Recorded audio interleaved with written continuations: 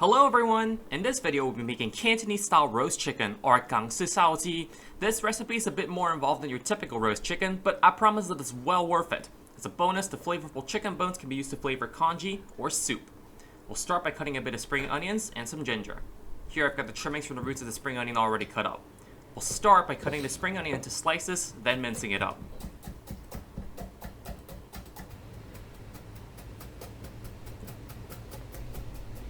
We'll just need a little bit of ginger here, but we'll need more for the later parts of this recipe.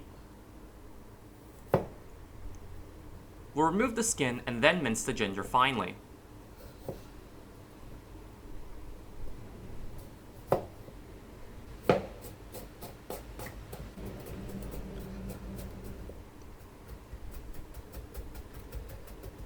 Set it aside along with the spring onions. Here's a whole chicken with the head and feet still on. As you can see, my chicken is quite small, a little over 1 kilogram. This recipe works best with small chickens that weigh under 2 kilograms, as bigger chickens take longer to cook and often have less tender meat.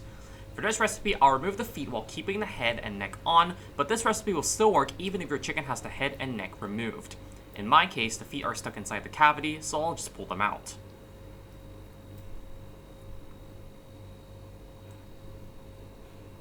We'll cut the feet off from the drumsticks. Simply locate the joint where the feet are attached to the drumsticks and cut through.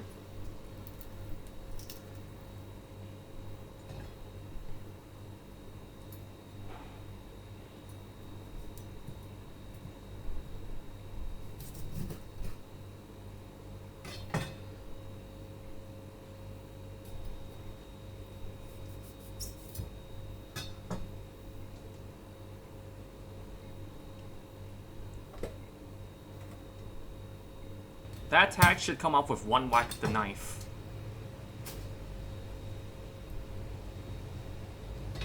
Then, we'll trim the nails from the feet.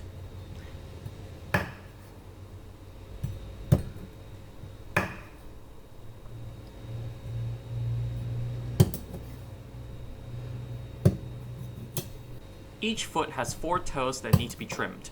Once done, we'll set the feet aside. You can add them to soup, or in my case, save them as extra goodies for congee.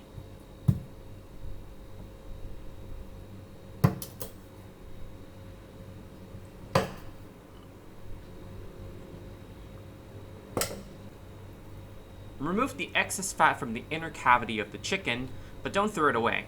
We'll save that for making our ginger and spring onion sauce later. Remove any organs from the inside of the chicken if they've been left inside, but in my case they've already been removed.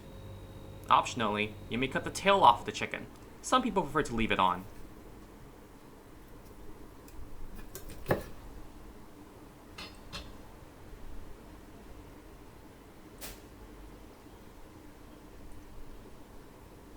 If you're keeping the head on your chicken, check to make sure there are no food particles still lodged in there.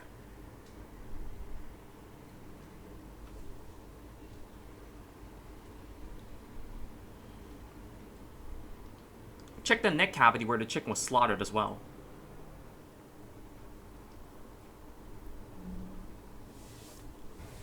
With the feet removed, my chicken weighs about 1 kilogram. Again, this recipe works best with small chickens that don't weigh more than 2 kilograms. Slowly place the chicken into a bowl of clean water and pull off any stray feathers or dirt, and clean the inner cavity as well. Do not rinse the chicken over a running tap. This increases the chances of cross-contamination in your kitchen. We'll now prepare a flavorful marinade for the inner cavity of the chicken. We'll need half a teaspoon of salt, half a teaspoon of sugar, 1 tablespoon of oyster sauce,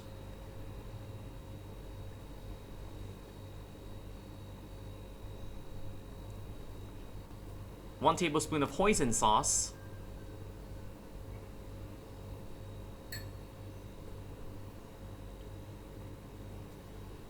and 2 pieces of red fermented bean curd.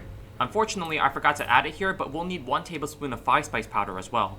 I only realized this later on and added it after marinating the chicken. Finally, add the ginger and spring onions from earlier.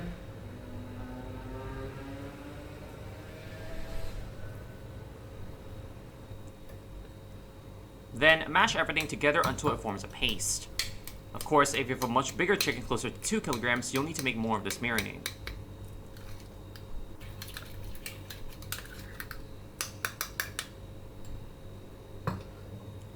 Fill the chicken cavity with the marinade and spread it evenly throughout the cavity. We do not need any for the skin.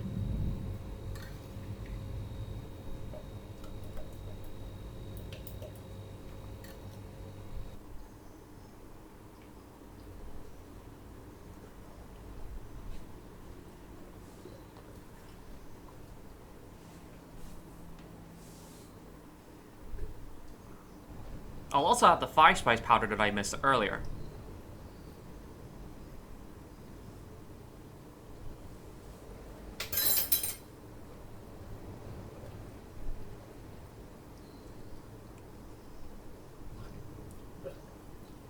For the skin, we'll prepare a simple cure of 1% of the weight of the chicken in salt and 0.5% in 5-spice powder. In my case, that's 10 grams of salt and 5 grams of 5-spice powder. Rub it evenly across the chicken skin. We'll leave this cure on for 1 to 2 hours. There is no need to leave this overnight.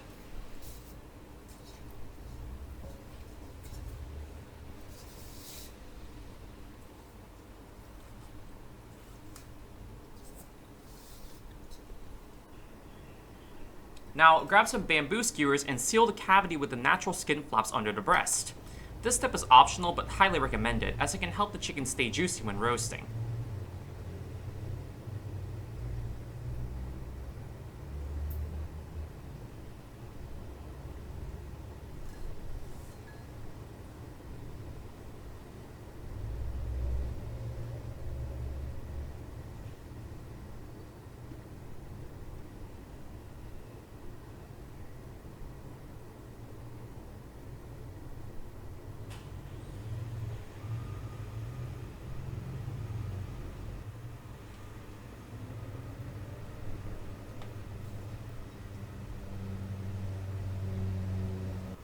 We'll now prepare some boiling hot water and ladle it all over the chicken skin. This is an essential step for Cantonese style roast chicken. This will not only rinse off the cure, but also tighten the skin, resulting in a crispier skin. Try to cover every spot on the chicken for best results. I added one more bamboo skewer later on to seal the gap between the neck and the upper body.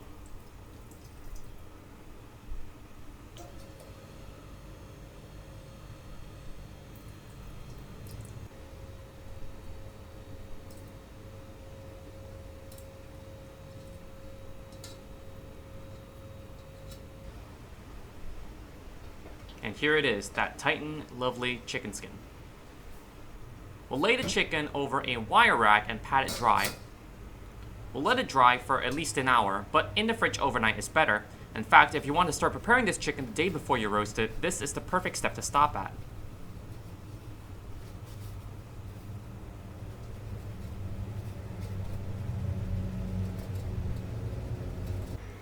A couple of hours later, or the next day, we'll now prepare a vinegar and honey glaze. To a small saucepan, add 3 tablespoons of red vinegar and 2 tablespoons of rice vinegar and bring it to a boil.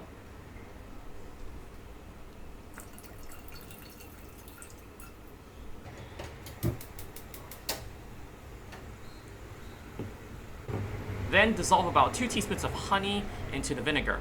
Maltose is more traditional, but I'm using honey since maltose may be hard to find. Preheat the oven to 180 Celsius or 350 Fahrenheit with the convection fan on. Then, using a pastry brush, glaze the chicken skin all over. This glaze will give the skin a better color when roasting.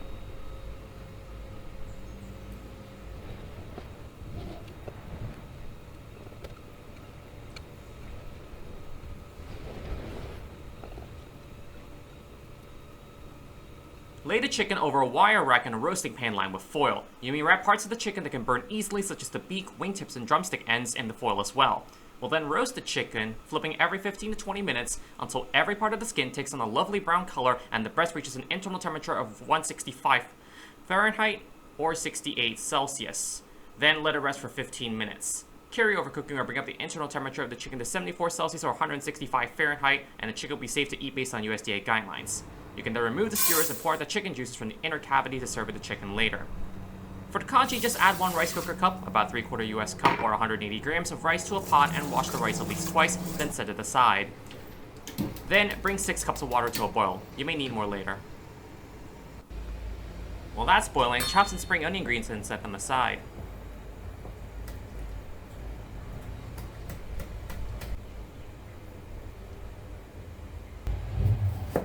We'll also cut some ginger into fine julienne.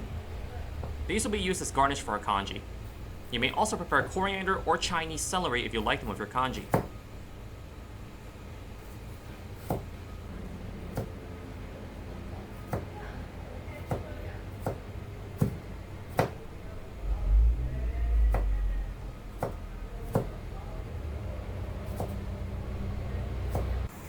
Once the water is boiling, add the rice. Wait for the water to boil again, and then give it a stir and reduce the heat to medium. Back to our cutting board, we'll now finely mince some ginger.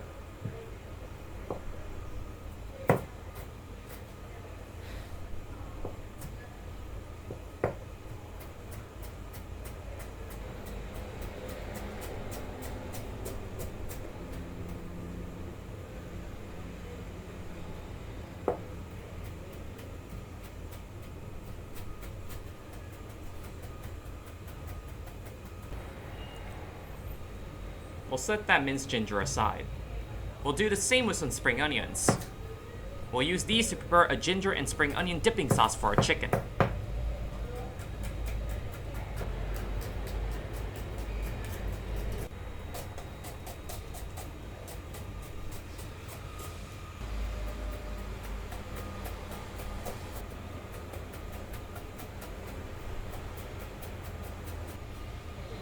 Get a mortar and pestle and add a small amount of minced ginger to it. The rest will go into the ginger and spring onion sauce.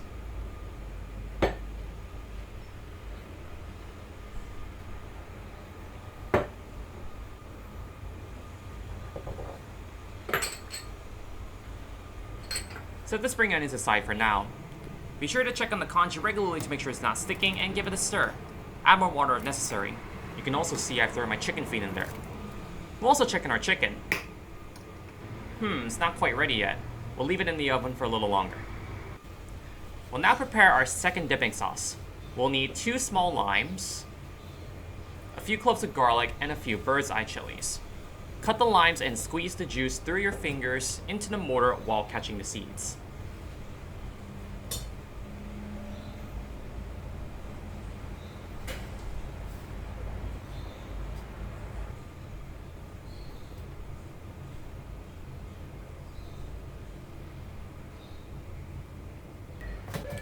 Crush and mince the garlic cloves.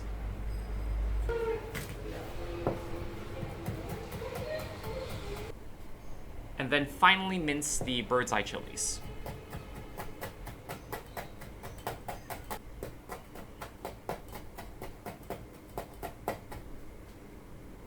Throw everything into the mortar, and we'll add a pinch of salt, which will help to break everything down, and then pound everything using the pestle until nicely incorporated.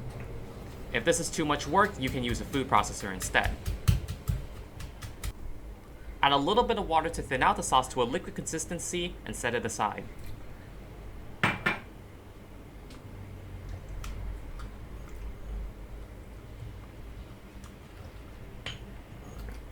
In a pan, saute the reserved chicken fat or just use regular oil and add the minced ginger to it. Saute that for a while before adding the spring onions.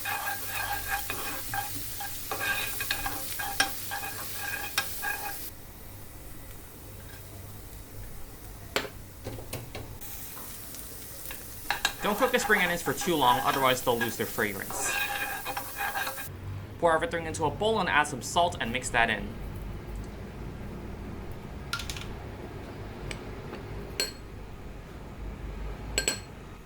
Finally, add some sesame oil. This forms the ginger and spring onion dipping sauce.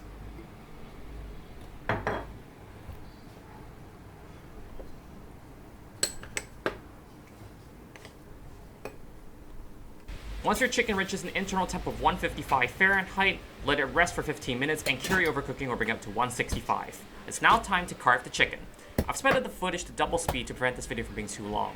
There are many ways to carve a chicken, but what I'm basically doing is carving it boneless and keeping the bones to flavor the congee. I try to place every part of the chicken where it originally came from on the body. Firstly, I remove the head and neck and chop that into pieces. Then I remove the thighs and breasts. To do so, I pull the thighs away from the body until the thigh joint naturally popped out, before slicing them off.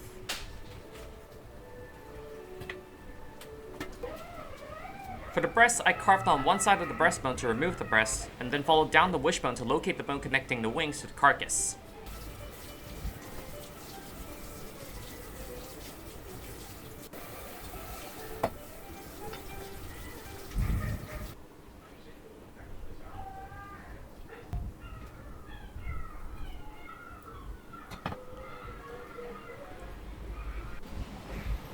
Finally, I chopped up the bones into several pieces and saved them to flavor the congee. Whatever you do, don't throw them away. They got some meat on them and they're packed with flavor.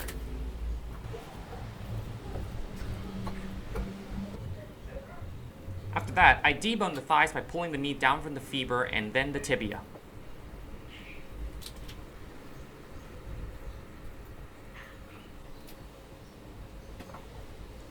Then, I cut the boneless thighs into slices. Although some of the skin fell off, I did my best to preserve the skin with the chicken. For the breasts, I removed the wings and then sliced them into thick slices, each top of that lovely skin. I also separated the wings into drums and flats. A more traditional way to carve the chicken would be to cut through the bones to keep everything bone on, but that requires a Chinese knife. I recommend watching Made with Lao's white cut chicken video to see how to cut a chicken the traditional Chinese way with the bones left on. And here's our carved chicken. Finally, add the chicken bones to the finished congee and season with some salt. You may also serve the chicken bones on the side if you prefer. This makes the congee easier to eat for young children and the elderly. Add the ginger and spring onions prepared earlier, and that's it. You can now serve your hearty and flavorful congee alongside your beautiful Cantonese style roast chicken and mouth-watering side dips. I hope you enjoyed this recipe.